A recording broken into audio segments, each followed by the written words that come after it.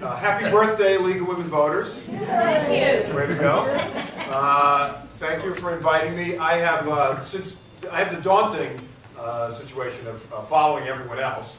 And I knew that was going to happen, so I have a very short, just kind of slide thing to kind of blow through to give you some basic stuff kind of on our perspective, and hopefully to add to the already, I think, quite thorough conversation that we've had. So let me just hit some basic points. I'm going to give you sort of the critique, the world according to Nyberg, and hopefully have some fun. Hard to believe in something as dry as redistricting. Here are some of the basic enrollment information. You've heard already that New York is trending Democratic. That's true, but as you can see, in terms of enrolled voters, New York is not predominantly Democratic, although they are the largest group of enrollees. Let me see if I can do the laser right. By the way, this little group here where I'm in, this little 2.3 million, talk about seats at the table. The blanks don't get much of a seat at the table on these things. Okay. Just keep going along. These are already, you've heard some of these basic issues about redistricting standards. It's coming up. This is why it's important to discuss this issue now. This is our critique, the Nyberg critique. We think that there are lax standards that undermine one person, one vote, and you'll see in a second some odd-looking districts. It's rigged to protect incumbents and the majority parties in both houses, and then when you combine it with the horrible campaign finance system, New Yorkers are left without meaningful elections. So but you've heard this stuff already. Let me just go to some of the districts. Since this is shorter, I don't have all of them. But last time around, we had a Salvador Dali Pablo Picasso Award for the most artistically drawn districts. And so I'm going to show you the two finals in that contest. First one, my favorite, Abraham Lincoln riding a vacuum cleaner. This district runs, Abe's feet are down near New Paltz. The bag on the vacuum cleaner is in the People's Republic of Ithaca. And the stovepipe hat of Abe reaches all the way into the Adirondacks. My favorite, because just to say Abraham Lincoln riding a vacuum cleaner in one sentence always draws a smile to my face. Then the number one district, the winner of the Pablo Picasso Salvador Dali Award for most artistically drawn district is Senate District 34, now 35. Now you've heard things about compact and contiguous. This one had two names. The panelists that we're looking at it could only come up with two names. So we couldn't come up with one, sorry. It's, oops, I spilled coffee on the map. That could have been Bill's fault, I don't know. Or bug on a windshield. And in this area, this is Westchester County. This district was designed for Senator Guy Villela to maintain his seat. This district has a heavy enrollment advantage for Democrats. Frankly, if you look at the enrollment ratios in the Senate now, the Democrats have a majority, a sizable majority, even beyond the 30 votes that they have now. The Republicans were really able to hold on, a combination of what I'm about to talk about and campaign finance advantages. But in Villela's case, he had a tough race in 2000, so they added Republican areas up in here and here from Senator Spano's district, another Republican from this area. And they cobbled it together with conservative, ethnic, but Democratic voters in here in the Bronx. So these are Republican areas in Westchester County. These are ethnic, Democratic, but conservative areas in the Bronx. We have a couple of islands over here. One of them is Rikers, which of course plays a big role in the story as it goes forward. This was designed, though, to protect Senator Villela. It worked. It also carved out his opponent from 2000.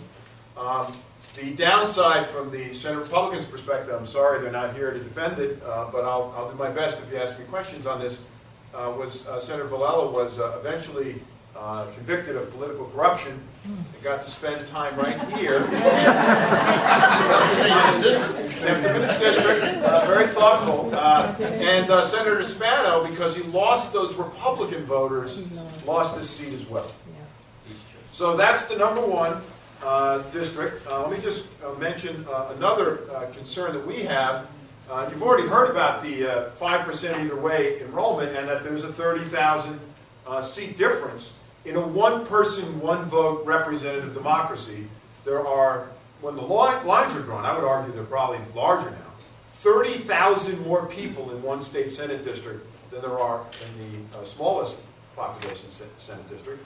The same thing happens in the assembly districts. I'm sorry, I mixed that up already. The Senate was 30,000, largest to smallest. Assembly, it's roughly 12,000, largest to smallest, as you can see here in terms of percentages. Now, what does that mean? So here's the assembly when they drew their lines. The darker the blue, these right up here, right over here, they have the largest populations in them. The districts that have the smallest populations are all here in New York City and this odd duck over here. By and large, though, the darkest blues are upstate and Long Island. The lightest blues are in New York City. So they have the smallest population here, largest populations here. And in those areas, what are you trying to do? This is democratically controlled redistricting process. If you have smaller populations, you can jam more assembly districts into that area. Larger populations, you have a smaller number of districts in upstate and on Long Island. And what do you typically find in those areas? Republicans. Here's how, now, on the other side, the Republicans drew the lines in the Senate. And the darker the red, the larger the population. So we use red, because red, blue, right? So the Republicans drew the lines here. And as you can see what they did, the darkest red areas are the opposite of what the Assembly did. They're in New York City. And the areas that have the lightest red are in upstate. Why would you do that? You want to have more upstate districts. So the exact mirror opposite is occurring. And because of the 10% range in population, it gives them more flexibility to push the districts into the party's seats of power to derive a partisan benefit. Now also what can happen is lines can be drawn, as I mentioned before with Senator Villela, lines can be drawn to knock out potential opponents. I mentioned in Villela's case. In this case, former Assemblyman Roger Green had a strong opponent.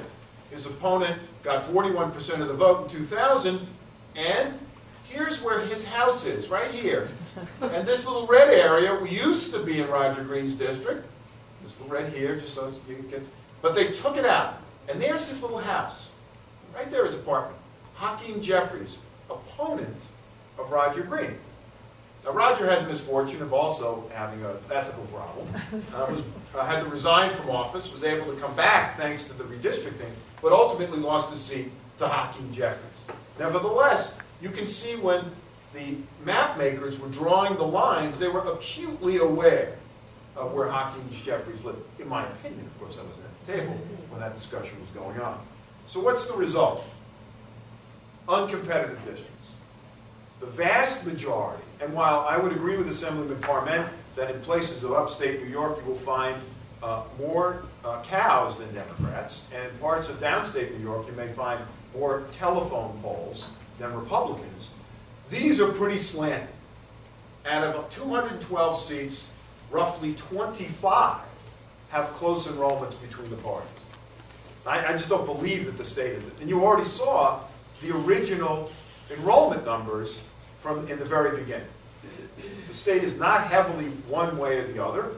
Nevertheless, it is heavily numbered in terms of having the, I guess according to some political scientists, New Yorkers should be extremely happy because so few districts have close enrollments. But as Susan already pointed out, New Yorkers are not very happy, even with that system. And as a result, down here at the bottom, in the nearly 3,000 general elections since 1982, 39 incumbents were beat in the general. 3,000 general, and now, to be fair, some incumbents can lose in primaries, sometimes they retire to Rikers. But the number is quite small in terms of incumbents that actually lose. Okay, so this, see, I told you I was going to go fast. These are the things that reformers would like to see. There's a bill, which I'm going to talk about just briefly in 1 second. I know it's an educational issue, but I want to raise not so much about the bill, but what makes it different from what Assemblyman Berlin was talking about. These are standards that we think make sense. Somebody independent, a focus on increasing the number of competitors compared to minimizing them, keeping the populations within a reasonable range, and ignoring partisan incumbent issues when drafting the lines. Now that may make Assemblyman Berlin's situation worse, but that's the way we would like to see it. Now why do I push this bill, mention this bill? This bill is a statutory change in redistricting. It basically says the existing commission that's run by the parties would now be independent, a la Iowa. It's not a constitutional change. And even though I think a constitutional change would make more sense, and there are state constitutional issues that I think warrant a re-examination of the Constitution generally, a constitutional amendment really couldn't go into effect until any earlier, I don't think, than 2013, which coincidentally is the year after. So if you want to do a statutory change, now again, if you do it along the lines of Iowa, the legislature would still have ultimate authority, but the commission would be nonpartisan. So just a couple of comments on what we've heard so far. One is the 50% unhappy rule. I think it's fair to say that more than 50% of New Yorkers are unhappy, and I think it's also fair to say that the districts are rigged overwhelmingly to one-party rule, which some political scientists would argue, not Assemblyman Parment, but I've heard it from political science argue, that people are happier when they're in districts filled with people like them.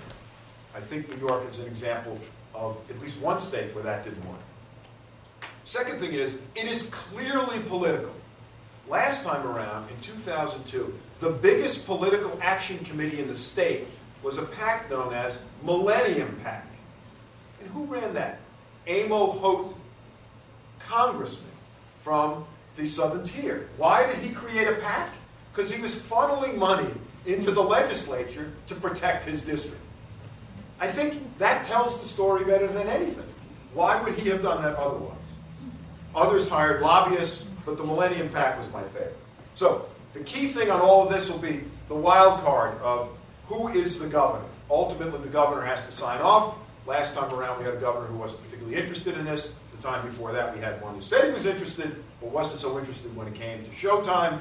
I don't know what will happen in 2011, but it's certainly a good question to ask the next governor or the current governor if he gets elected. And I'll just leave you with that one to look at and wrap it up. Thank you.